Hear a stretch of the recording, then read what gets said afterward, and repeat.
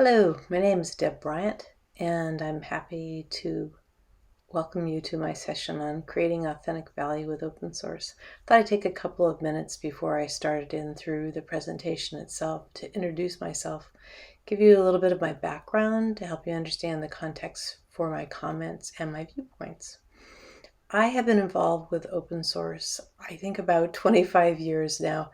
In the mid to late 90s, I was running an internet company in the Wild West days of internet when no one had anything like billing systems in place and everything was pretty experimental.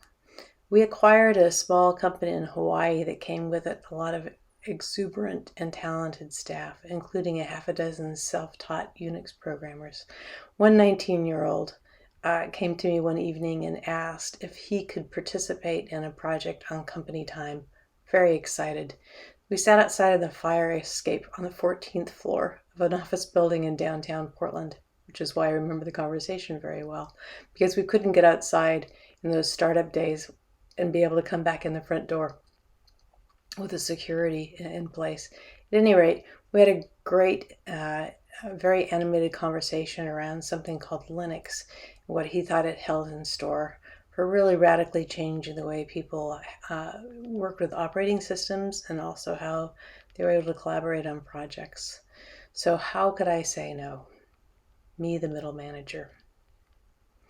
I spent a number of years and ensuing years actually becoming quite involved in the industry. I left telecom and internet when there was an incredible meltdown, an Enron-esque implosion in the industry, and later it again in the dot-com bust. I spent some time then in the public sector doing one of the most difficult jobs I ever had in state government as their deputy state CAO. And it was during that time that I was asked to review a piece of legislation that suggested we should make open source a policy for the state of Oregon. Well, to make a long story short, it was a horribly written bill, but I got to learn a lot about open source communities, and I met everyone that had a stake and an interest, and thus became my permanent career in open source and using everything I learned to date to help build communities and support them, including some time at Oregon State University's open source lab, which was a real immersion experience. Along the way, I became to really value open source, not just pragmatically as a way to reduce costs and operations or to collaborate on projects that might be specific, for an example, in the public sector, but also vast opportunities in humanitarian efforts and aid with first responders. And I had the luxury of spending a number of years just focusing on helping those communities rise. They really didn't have a great commercial interest, but always needed a model for sustainability. Today, I am the Senior Director of the Open Source Program Office at Red Hat. I have the best job, I think, in the company. Don't tell my boss. He may think he does. But I'm coming to talk to you a bit about Red Hat's experience as exemplary in terms of thinking through how you contribute and participate in community, and also the authentic value you bring to customers who sometimes are engaged in open source directly and others are working side by side with us. So with that, I'm going to shift to recording the presentation. Give me a moment and I'll see you around the corner. So as I mentioned, we're going to talk about creating authentic value with open source. And by that, I mean for your own organization, for your customers, and for the community you participate in. Now, I'm going to take a minute to explain Red Hat and what business we're in so we can be clear there. Red Hat is an enterprise software company that uses open source as its development methodology. Sometimes people refer to us as having an open source business model, but to be clear, there are no open source business models. There's software development. There are business models that include software development as part of its strategy, but it's really important not to conflate the two, especially when you start to talk about licenses. Red Hat's business model then is to provide customers with service that support, train, and provide innovation that's relevant to the customer based on open source developed software.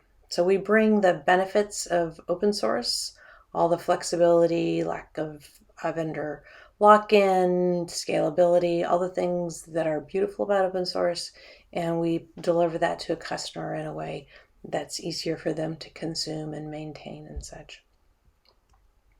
Now, there's an expression we use called upstream first. It's our engineering slogan, but it's also our philosophy and our policy and our practice. All of our software development happens in the upstream. So the rest of the community also shares in the benefits of the addition. It's something we do consistently. We've done this software this way for nearly 30 years now. So I'm going to talk a bit about how the company drives value from open source software while it's working in the upstream. First of all, community growth is incredibly important to us. Strong communities create a stable product line. Most of Red Hat's customers are very large companies, and they rely on these long-term stable releases so they can build their own technology roadmap on it. So the important thing is to make sure we're also not just maximizing adoption, but contributing to the sustainability of the community for its long-term growth and longevity.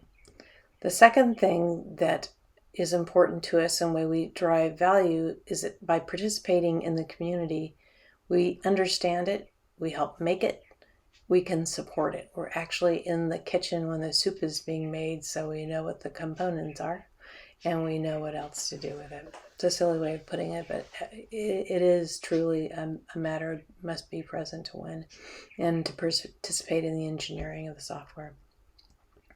The third thing that's important to us, where we derive a tremendous amount of value, is through the diverse innovation that comes out of collaboratively developed software through a host of people that were far outside of Red Hat's organization. That broad set of global talent sparks incredible creativity, and that may also include people from an industry that are solving a specific problem that we would not have thought of solving the problem the same way. That's incredibly important to us. It also increases our development cycle, so we can get to market faster. Communities can support faster cadences than a small isolated team. It also means that time to market for innovation is decreased, so it helps the company in our competitive nature. I also want to talk about equally valuable is the customer's value of working in the upstream. And sometimes we take our customer's voice to an upstream project, but often we also bring the customer with us. So the first thing that's really beneficial to our customers is that they can have direct conversations with developers. For those that you are developers, you understand in this environment, you can have access to key contributors and people actually working on the project. So that's incredibly informative. Also, in some of today's large, complex projects that are more of infrastructure build, especially in some of the vertical markets, participation in the requirements gathering for bleeding edge projects like NFV, Edge, and IoT are a couple of examples, become an incredibly important way for them to participate in their own future.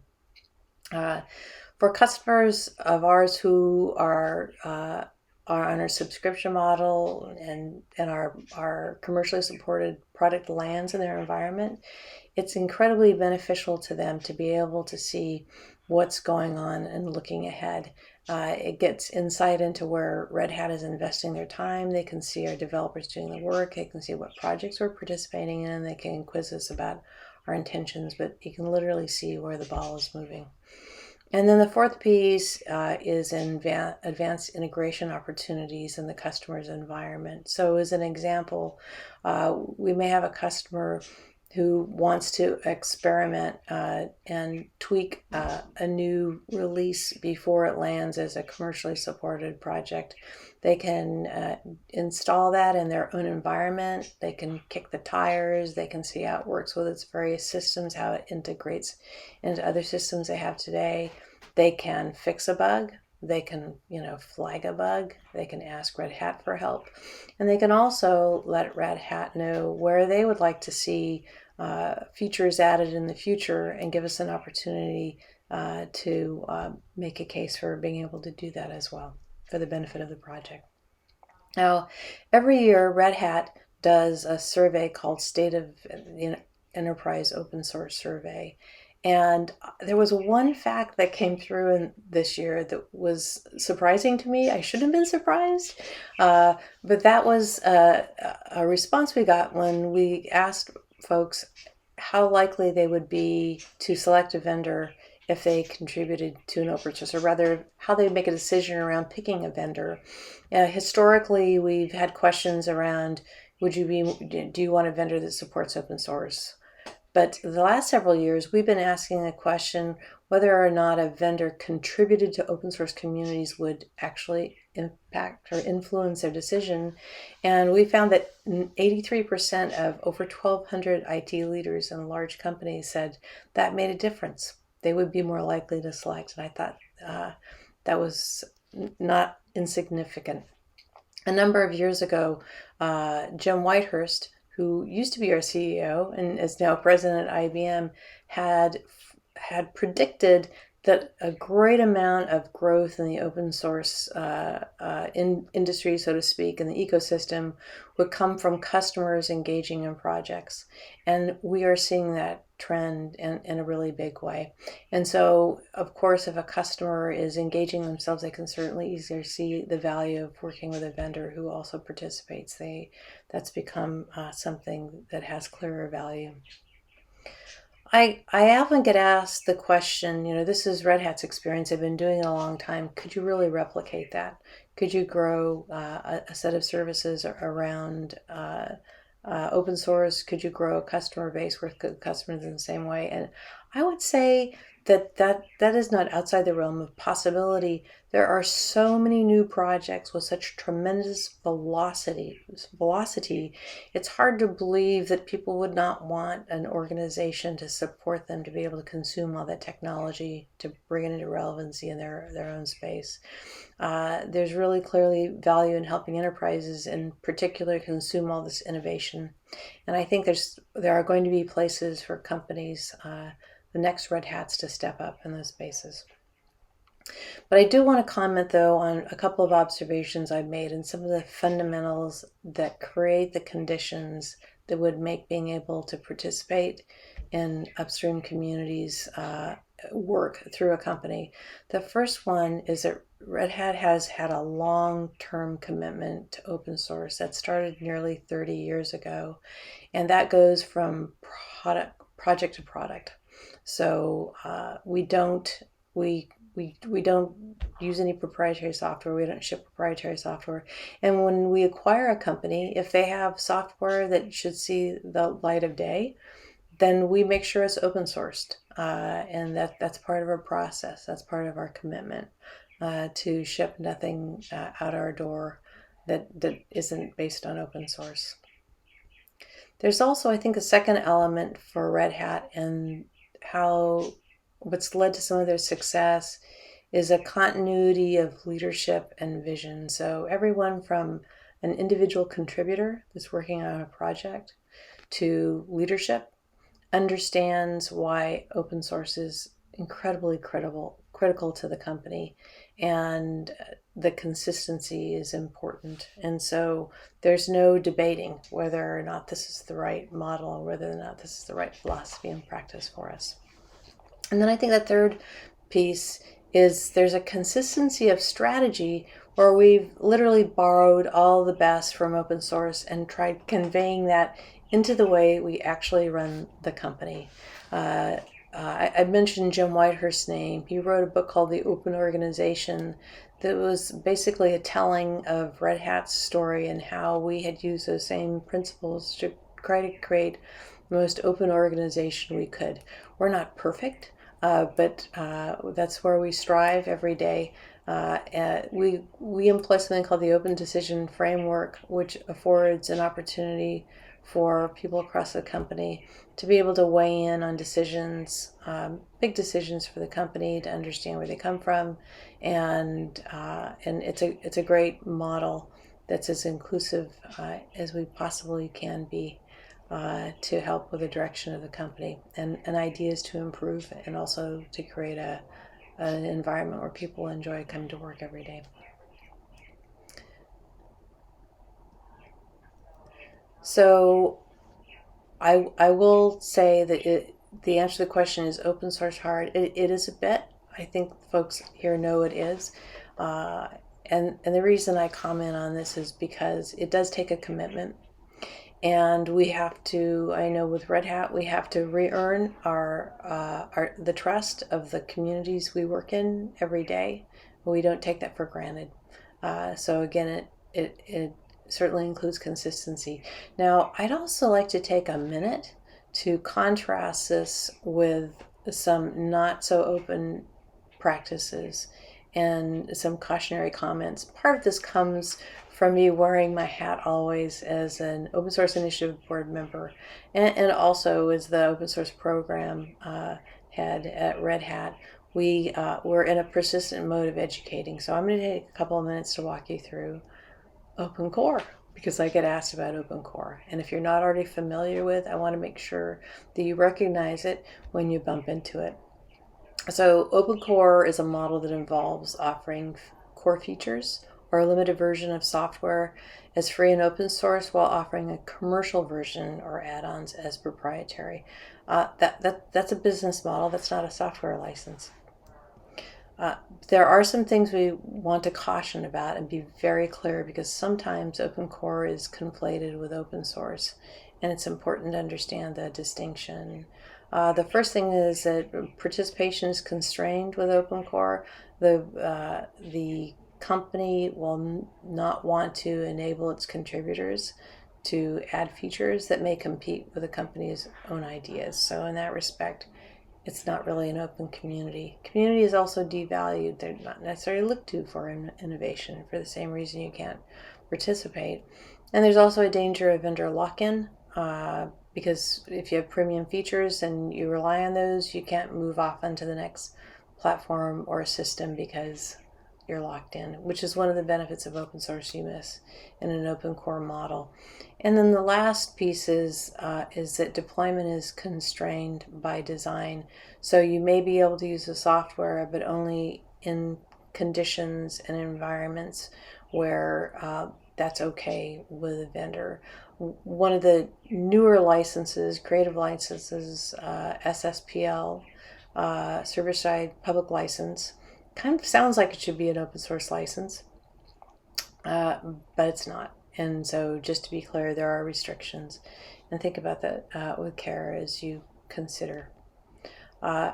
Also, there's an associated concept called commercial open source software.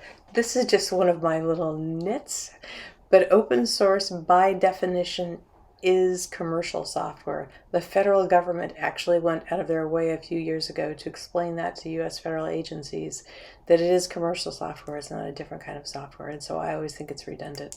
So I'm just saying commercial open source software. It's just confusing. So what would I like you to take away from my talk, I hope, today? Well, first of all, you must be present to win. And I would say you can win some without being totally present, but you'll win the most if you're actually participating in upstream communities. It is, especially if you take the time to align your goals. The second thing I would like you to be aware of is as you approach open source, or whatever you're doing with that, really inspect your business motivations and make sure you build your open source strategy around it. If you can articulate that clearly, you'll bring the rest of your organization along as they understand how open source fits and what you're trying to do, and it doesn't get dismissed unintentionally as some kind of hobbyist activity, or it's something that's not really connected to the business, or it's something extra we're doing, or something or humanitarian we're doing. Just be really clear on developing a strategy, be able to articulate. You'll go a lot farther with open source if you can be really clear with yourself on how you want to participate. And then, of course, don't confuse open core with open source. I think I made the point. At any rate, that's all I have to present to you today. I'm grateful to have the opportunity to talk to you a bit, always available for questions. And now we'll move into the question portion of our presentation. Thanks.